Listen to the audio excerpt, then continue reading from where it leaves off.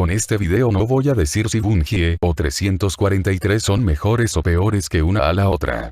Simplemente intenta cumplir un propósito informativo. Muchos aficionados de la franquicia Halo se han preguntando por qué Bungie dejó la franquicia Halo, una que ellos mismos crearon.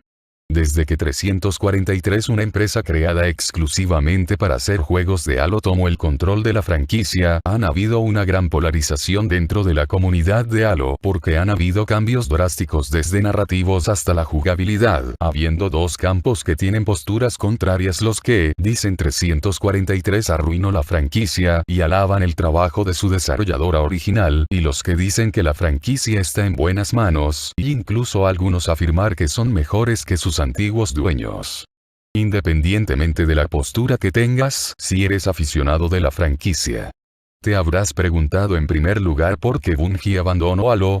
Aquí la verdad, a base de diversas fuentes de información que he visto, y mi opinión al final, si esto valió la pena o debieron haber regresado. La versión más aceptada de por qué Bungie abandonó su propia creación es porque simplemente ya estaban hartos de hacer juegos de Halo. ¿Escucharon bien? Bungie sentía que sus capacidades creativas estaban empezando a ser limitadas por Microsoft de solo producir juegos de Halo y no otras nuevas historias.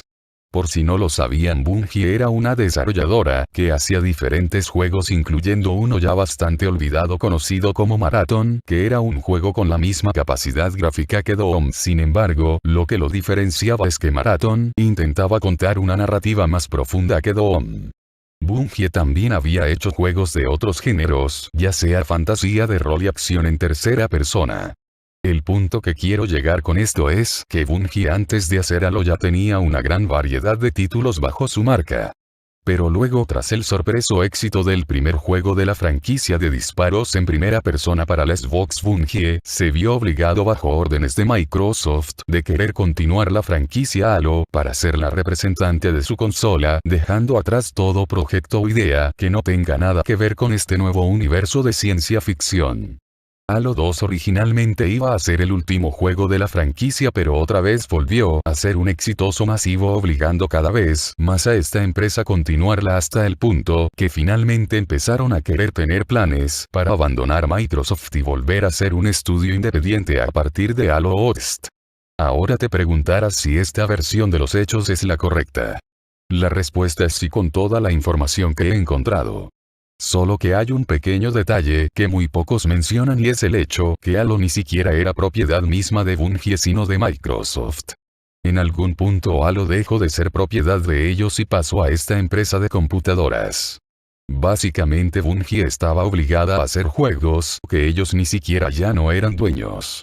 En conclusión, la razón de por qué Bungie dejó hacer juegos de Halo es porque ellos ya estaban hartos de hacer juegos de una sola franquicia que ni siquiera ya no eran de su propiedad, sino de una empresa mayor, siendo bastante limitado sus capacidades creativas a la hora de querer hacer otros proyectos que no tuvieron nada que ver con esta nueva saga. Finalmente decidiéndose dejar Microsoft, al igual que su franquicia anterior que era Halo. Esta es la razón de por qué Bungie dejó la franquicia.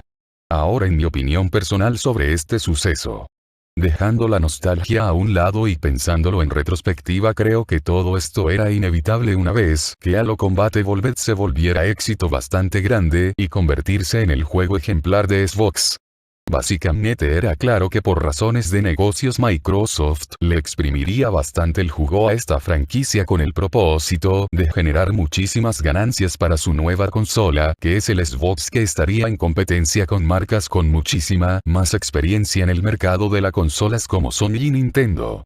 Haciendo que Bungie ahora se enfocara completamente a hacer solo juegos para esta franquicia, hasta que finalmente empezarán a hartarse y ahora querer separarse por completo.